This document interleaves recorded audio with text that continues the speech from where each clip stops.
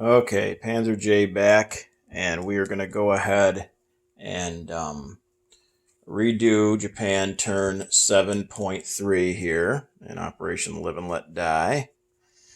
If any of you guys saw my first video, which I put up a few hours ago, um, there was one glaring issue with my turn, which I'll get into here in a few minutes. So I'm just going to go ahead and redo the whole thing.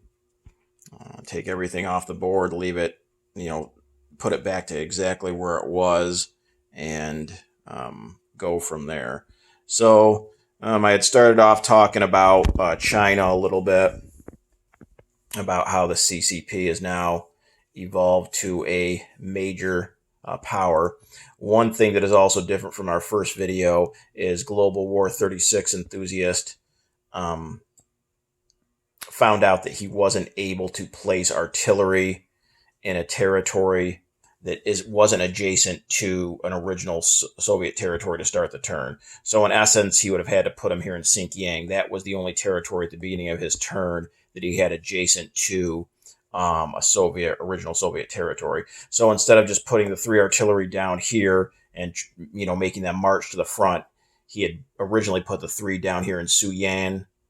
He just took those off altogether and saved the $9. So that is one adjustment from the end of Global War 36 enthusiast turn. Besides that, obviously a little concerned about what's going on in China. We've got a pretty big force of the CCP bordering with the Japanese and Rihe. The KMT's been kind of reduced to pretty much as Kwangtung, although there is quite a few units down there, 4 cavalry, about 15 infantry, and about 4 militia. So we'll see if Fighting Irish gets the KMT into the fight here and goes on the offensive, or they just kind of stay defensive in nature.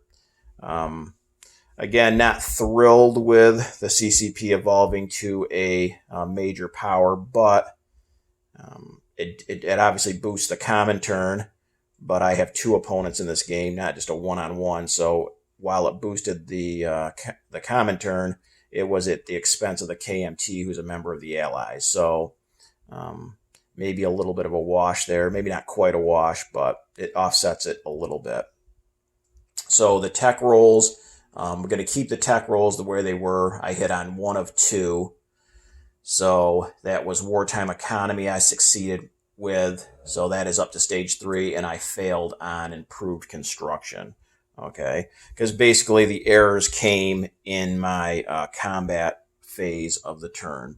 So going over to purchases, Japan had $21 to spend on this turn. They're spending the full 21. They're building a destroyer, a regular marine, that's 11.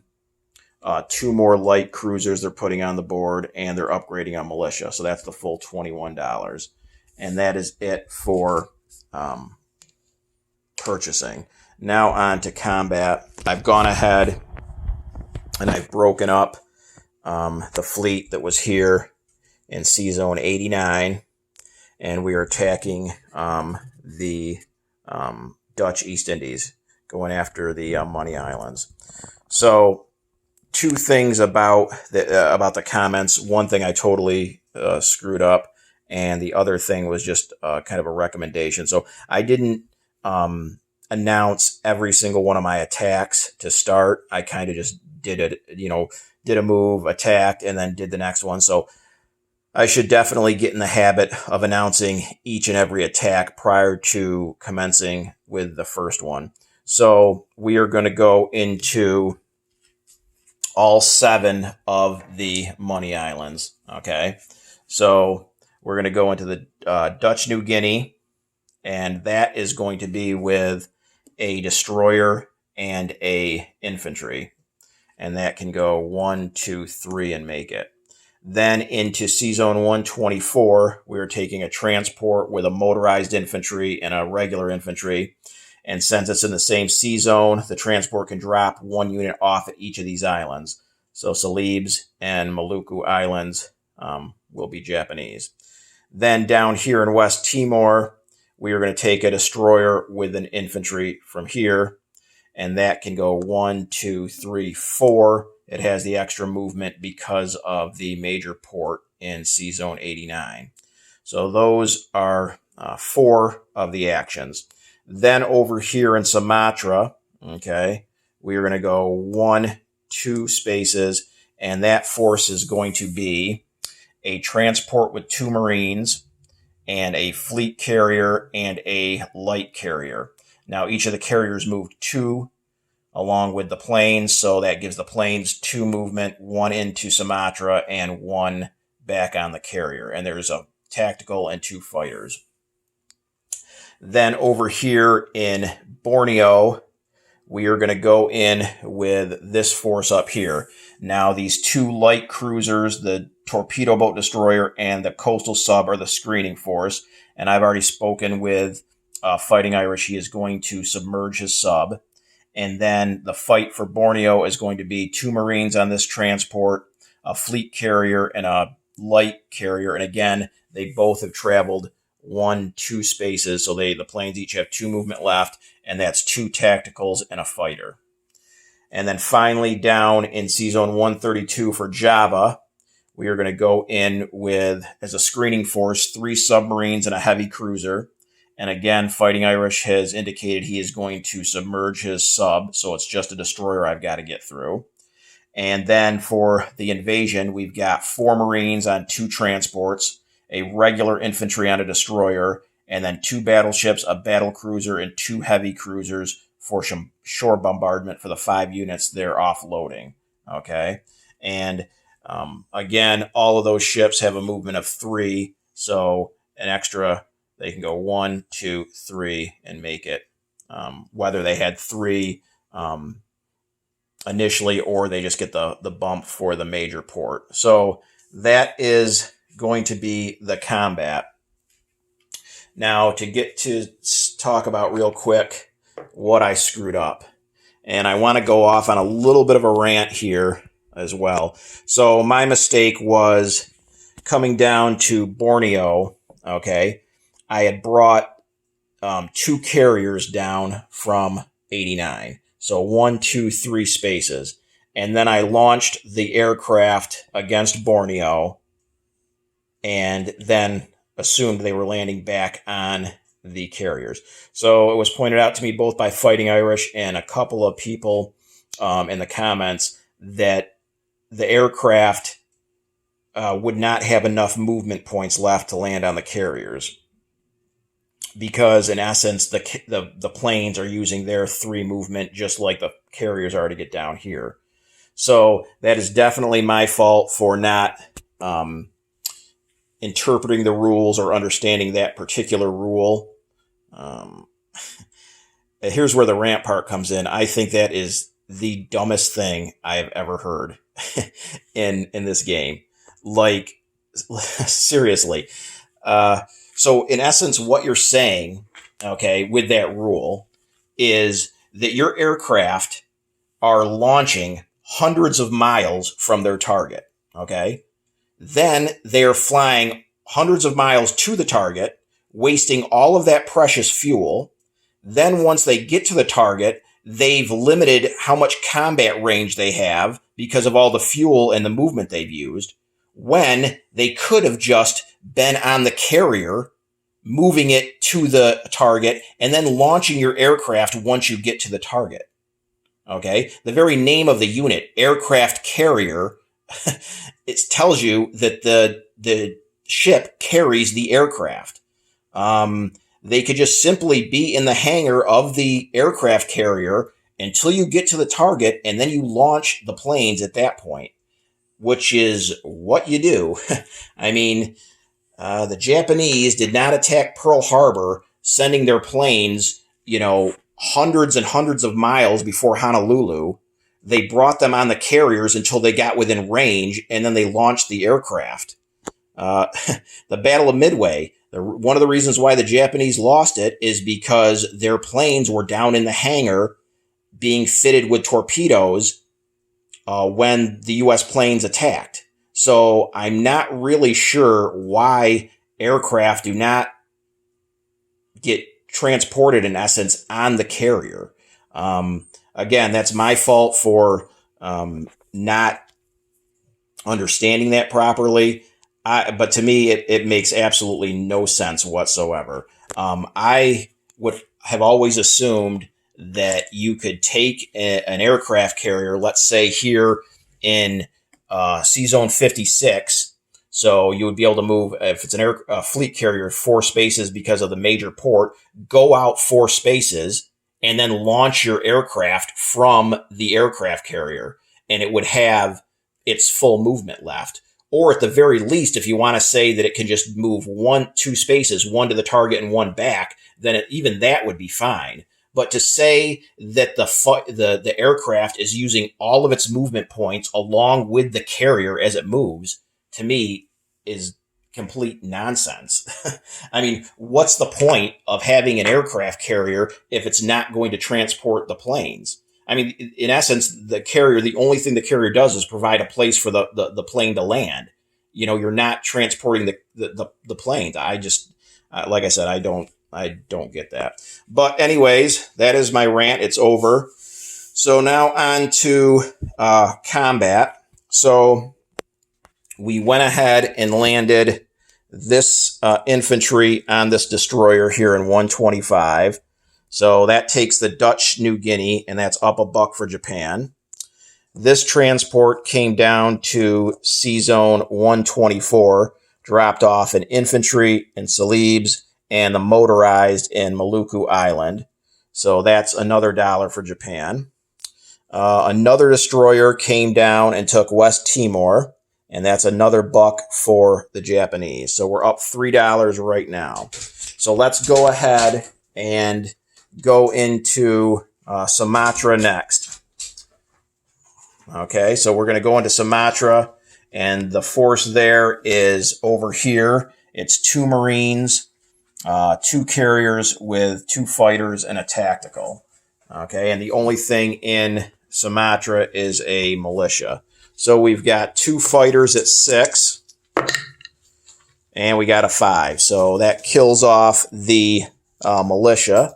He's going to get a shot back at a 2 or less, and he rolls a 3. So Sumatra is now Japanese. So we'll put our 2 Marines in Sumatra, and that's up another $2 for the Japanese. I'll move the ships over there when I'm done with the turn. Okay, so now here in 123, that is this force over here, and that consists of, again, the screening force was 2 light cruisers, a torpedo boat destroyer, and a coastal sub.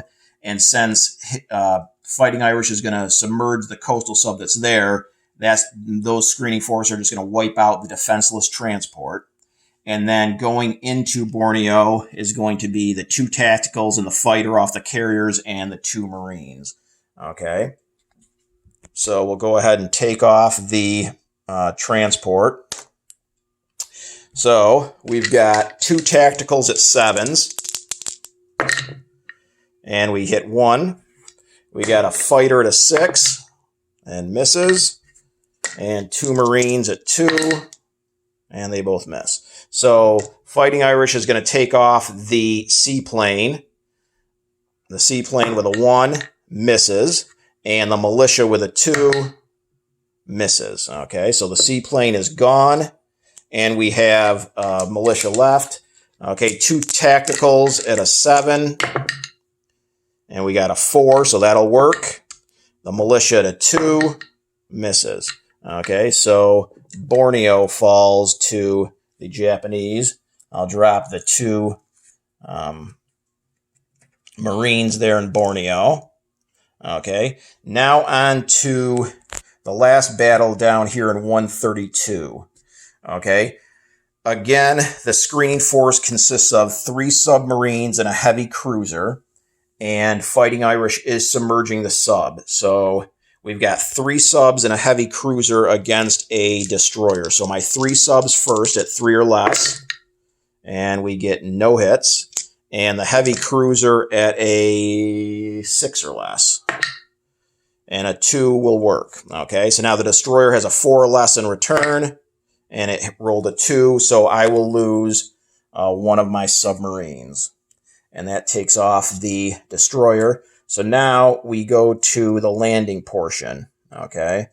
And I have no aircraft. They can't reach, but I have the 4 Marines and the 1 regular infantry landing. So I have 2 shore bombards with the battleship, 1 with the battle cruiser, and 2 with the heavy cruisers. So the battleships are going to be 4, the battle cruiser a 3, and the heavy cruisers 2. So first, the 2 battleships, no hits, of course not. The battle cruiser at a 3, there was my 4, and 2 2s. I got a 1. Okay, so we took 1 off. So obviously, Fighting Irish will lose a militia. So now we've got 4 Marines and a regular infantry against a regular infantry and a militia.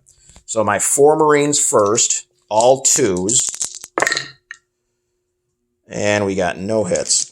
And then we got a 1 for the regular infantry.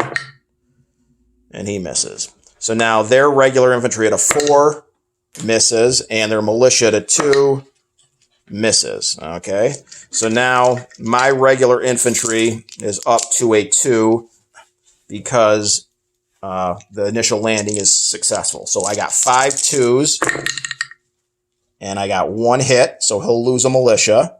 So now the militia in return at 2 or less misses, and his infantry at 4 or less, 12 misses. So he's down to an infantry. I got 5 more rolls at a 2.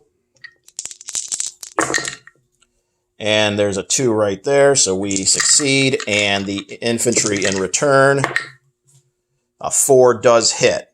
So the initial landing is over with, so I don't have to suffer double casualties. So I'm going to take my regular infantry as the loss there. Okay. And so now Java is Japanese. The 4 Marines survive there. And that is it for combat. So the Japanese succeed in taking the 7 islands from the Netherlands. So now for non-combat movement, we are going to take this destroyer in Sea Zone 88 with a major port, go 1, 2, 3 up to Sea Zone 38. Okay, so that's up there.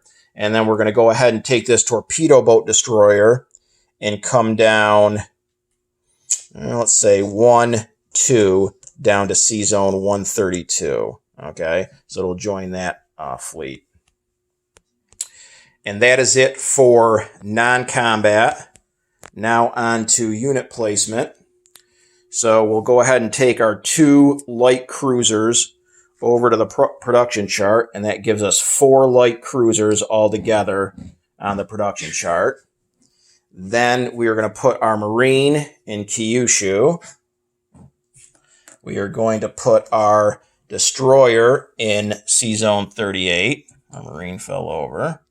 Okay. And then the upgraded militia was in Siam, so put a regular infantry there. So that will be it for the Japanese. So they went up $2, $4, $6, $7, $8, $9 altogether. They went up. So they go from 17 to 26. Okay. So they are at $26.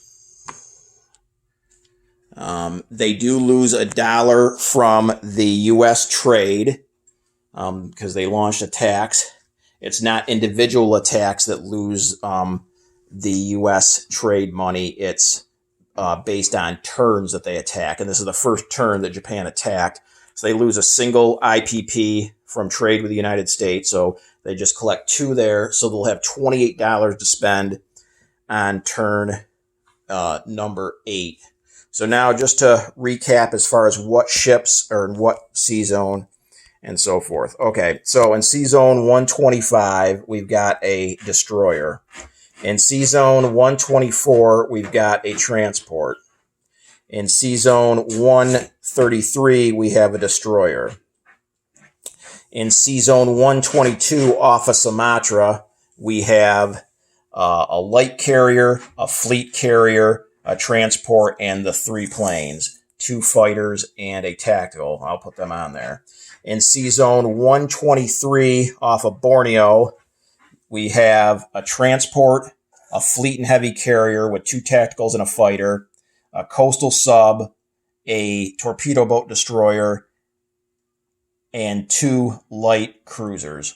And then finally in Sea Zone 132, we have the torpedo boat destroyer that came down, and then we have 2 subs and a heavy cruiser, 2 transports, 1 destroyer, 2 battleships, a battle cruiser, and actually 2 more heavy cruisers. So that's going to be a total of 3 heavy cruisers in Sea Zone 132.